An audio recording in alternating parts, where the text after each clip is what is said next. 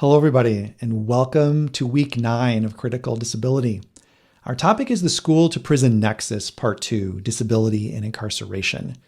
We talked about the pedagogy of pathologization, sort of what happens in our educational spaces that maybe targets certain bodies for surveillance and punishment that sort of set up how and why people might enter into incarceral spaces, and also how disability is really tied up intimately and which bodies are surveilled and punished, and how race is really intersecting and interacting with that process. So one of the reasons that we're having this part 2 lecture is I just think that there isn't enough conversation about how disability is intertwined and who is getting wrapped up into this system of mass incarceration within the United States. In other words, disability is rarely mentioned in the context of mass incarceration, except for a few notable exceptions, which are highlighted in some readings and videos that I'm going to show you this week. One reason disability is seldom mentioned in the context of mass incarceration is the implicit assumption that such confinements are medically necessary for people with intellectual or psychiatric disabilities. Another aspect of this topic must include the disabling nature of incarceral places like prisons, that the trauma, the isolation that's often inflicted on people produces disablement or worsens existing impairments. So creates more disability or worsens disabilities that may be arrived in those spaces. Abolition is not about solely imagining prison or penal abolition facility closure, but it is more about abolishing a society that could have prisons, that could imagine locking up people with intellectual or psychiatric disabilities inside those types of spaces. As described in this week's readings and videos, abolition is about creating a world without the necessity of incarceration and segregation, and with all that it entails, the distribution of resources and the propagation of social values. So yeah, check out videos and readings on transformative justice, which often seeks solutions to sexual and community forms of violence that doesn't involve state violence or sort of state involvement, which gives us another lens in which to look at abolition work. All right, so let's move our attention to the agenda. The first thing I want to do in this video is to start the conversation, which is going to be looking at statistics and demographics and including some critical self-reflection questions. I'm going to do a review in this series on the School to Prison Nexus. I just want these ideas to be super fresh in your mind. And if you've just watched them and you feel like, gosh, Paul, I've got this down, you can save yourself some minutes this week and you can just skip past that video. But I'm a big believer in repetition. I think that it helps us to hold on to ideas. It's like when you hear something again for a second time, we think about it in a new way. We are able to hold on to it in a more deep, long-term memory sort of way. So I have a video on talking about that pedagogy and that discrete classroom ecology. But again, if you feel like you've got that, you can feel free to skip to the next video. And then we're going to talk about work by Dr. Liat Ben-Moshe, who's written an entire book on decarcerating disability. And in this space, we're going to talk about disability and madness analysis. We're going to look at lessons that maybe we can take from this deinstitutionalization movement that happened in the 60s and the 70s. We're going to talk about some major ideas like disablement, like how moving into these spaces creates disability. We're going to talk about carceral ableism and saneism inside prison spaces. And then also talk about alternatives and critiques to incarceration. And then I have some required and recommended videos for this week. One of the required videos, it's about an hour in length, so it is substantial, but I wanted someone else's voice in this. Again, I only bring a lens to this conversation, so I want to bring in outside perspectives. And so this required video is understanding disabilities' inextricable connections to mass incarcerations and wrongful convictions. And then I also have a recommended video on decarcerating disability, deinstitutionalization, and prison abolition. It's 22 minutes in length, and I believe it's a video that features prominently Dr. Liat Ben-Moshe, who was also like one of the major folks you read for this week. All right. So that's our journey and path across our lecture videos. Let's turn our attention now to some statistics and demographics. These are coming from the U.S. Department of Justice from March 2021 from a survey of prison inmates. Again, I'm providing you the statistics and demographics because I want to show you the size of the population. One of the things when we're writing grants or trying to communicate to a diverse audience, policymakers, so on, one of the first things we want to do usually is to talk about the size of the community. Like, who is being impacted? Why should you care? Why should you funnel thousands, millions of dollars into trying the solution? And we talk about the number of people it's being impacted. So 40% of state prisoners and 29% of federal prisoners reported having a disability. So remember we talked that about just in the general population that about 27% of folks have a disability, that in state prisons, we're seeing a substantially higher rate and a little bit of an uptick at the federal level.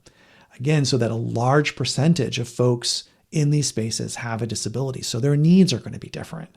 Also, the paths to maybe how they got involved or pulled into this carceral space might look different. Among state prisoners, we're seeing that around 24% report having a cognitive disability, 12% having some sort of mobility, ambulatory disability, 12% vision, and 10% having a hearing disability. Among federal prisoners, about 14% are reporting a cognitive disability, 10% ambulatory, and 9% vision. State and federal prisoners, 2.5 times more likely to report a disability than an adult in the general U.S. population. So 38% versus 15% based on the statistics that this data is pulling from. Yeah, so again, just a profoundly higher likelihood that if you have a disability, you have a risk factor that might pull you into this carceral system. I've shared this in a previous video that they're often not asking about gender from like a trans perspective, from non-binary. They're not often asking the question about like what sex were you assigned at birth? What gender identity do you hold? They're often treating gender as this sort of two-category only phenomenon. And so, but I still thought it was worthy of looking at the data, but it's better to hold this data thinking about like sex assigned at birth. As opposed to what gender identity those folks might hold. So when we look at female state prisoners, we see 50% versus 39% reported disability in comparison to males. And then at the federal level, we see 40% versus 28%. Yeah, so we're seeing a higher rate of people who checked the box on the survey female reporting a disability in comparison to folks who are male. And this is super important, right? When we think about intersectionality, gender, sex, disability status, that more of these things that line up creates more risk, different kinds of health outcomes. They might need different services. So again, super important to be thinking that there's also a potential sex or gender difference and this rate of disability and being incarcerated. Female state and federal prisoners are more likely than male prisoners to report a cognitive, ambulatory, or an independent living disability. So they might need more assistance outside of these carceral spaces because of their disability. White state and federal prisoners were more likely than Black and Latinx prisoners to report having a disability. So this survey said 44% of white state prisoners reported having a disability in comparison to 37% of Latinx and 33% of Black state prisoners. However, Black and Latinx state prisoners were more likely than white state prisoners to report a hearing or a cognitive or ambulatory or independent living disability. When we broke it down by type of disability, we do see race differences. Black federal prisoners were also more likely than white federal prisoners to report having a hearing, a vision, cognitive, ambulatory, or independent living disability. Okay, so again, important race, gender differences. There also seems to be a greater likelihood to have disability if you're pulled into state or local carceral spaces than a federal space. So let's move on our conversation now to those important critical self-reflection questions. So pause the video on the other end of this and jot down maybe 4 or 5 bullets per question. How does the emotional, relational nature of hate, hating somebody, hating a group, how does this emotional, relational nature of hate work in our society to defend and expand prisons, defend and expand psychiatric institutions, and also maybe to expand our focus on institutions or the reform of them as opposed to the abolition of them? So I want you to sort of wrestle with the idea of hate. I've mentioned definitely in lectures about love and putting my arms as widely around a community as possible and, in full inclusion. Well, hate is moving in a different direction, right? It's the narrowing. It's the exclusion. And so how is hate operating inside our society to defend and increase and expand our carceral systems, our carceral logics? In other words, how does the processes of hate, criminalization, and pathologization work together to defend and expand carceral systems? Again, you don't need to have the right answer, but I want you to just jot down some of your inspiration, some of your intuition, some of your lived experience around this. And lastly, how does analyzing incarceration and decarceration with an explicit intersectional disability madness perspective help us to better understand and work against the system of mass incarceration? So why is knowing this important to you all as social workers? Like, why does knowing the mechanisms, who's at most risk, how people are being drawn in, how does knowing this, but explicitly across gender, sexuality, race, location, state versus federal, how does knowing that intersectional part help us to better understand it and to work against it as social workers? All right. So I think those are heady questions. Those are hard questions. I don't think anybody has any like the perfect answer to that.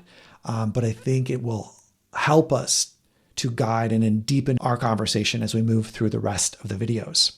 So, all right, we'll see you in the next video where we're going to have that review of the pedagogy of pathologization, the disc group classroom ecology, and then on to our next video where we're going to go into all of the readings from this week and really dig into that. Okay, I'll see you there. Bye-bye.